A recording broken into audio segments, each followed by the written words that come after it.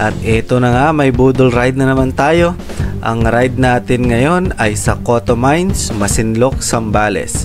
Kasama natin ang mga tropa ng Certified Team Viajeros. Dito na natin start ang video ng adventure natin. Alas 3 ng umaga ay bumiyahe na kami galing ng Angeles, Pampanga. Time check, 6 AM at nasa Zambales na tayo. Napakagandang bumiyahe dito sa Zambales. Una, dahil maganda yung kalsada. Pangalawa, tingnan nyo naman mga bulubundukin mga makikita nyo. Pangatlo, hindi gaanong matraffic. Pangapat, ang dami nating pwedeng pasyalan. Panglima, sulit ang magiging trip nyo. Tips sa mga gustong pumunta ng Coto Mines. Maghanda ng 60 pesos para sa environmental fee. Tapos, 70 pesos sa day tour at 100 pesos naman kung mag-overnight. Sa araw ng Sabado at Linggo ay sarado ang Municipal Hall ng Masinloc, pero pwedeng magbayad sa tourism office.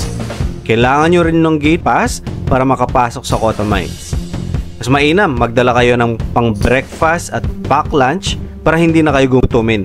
Magdala na rin ng tubig na maiinom at huwag kalimutan ng pangligo dahil hindi nyo dapat palampasin na hindi maligo sa ilog. Ito ang unang checkpoint. Ipakita lang yung gate pass at makakadaan na kayo. Pagtapos dito sa checkpoint, asahan ang mahabang rough road. 28 kilometers rough road to, tapos mapapang na ka na lang talaga. Kasi dapat nasa bahay ka lang nagpapahinga pero andyan ka, tinatahak yung rough road. Ayan, kayo na lang mumusga kung gaano kalubak yung daan. Dito yata lahat binagsak yung mga bato eh.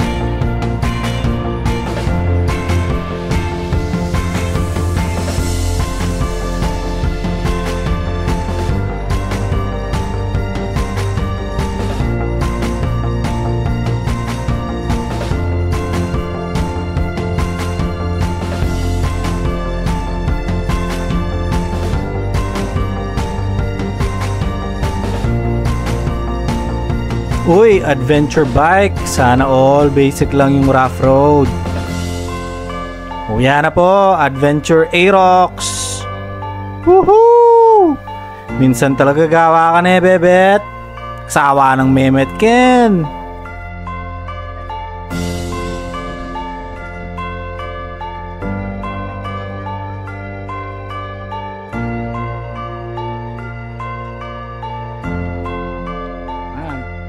Budol la. Aran po rin may budol.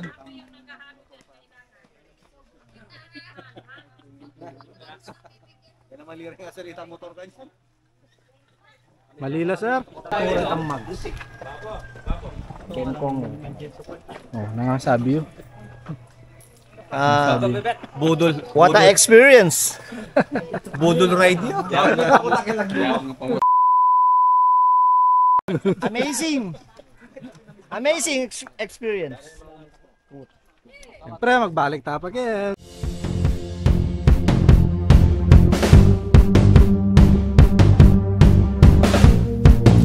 Medyo matagal din yung pahinga namin kasi nakita namin na nasa 5 kilometro na lang yung layo.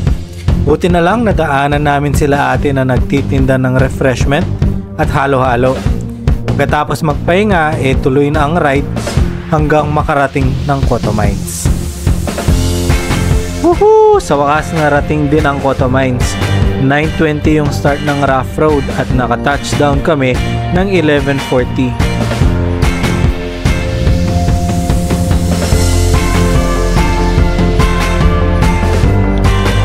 At ayan, gear down na muna kami. Tamang pahinga lang at kakain na rin ng lunch. Tapos, may maliligo na sa ilog, syempre.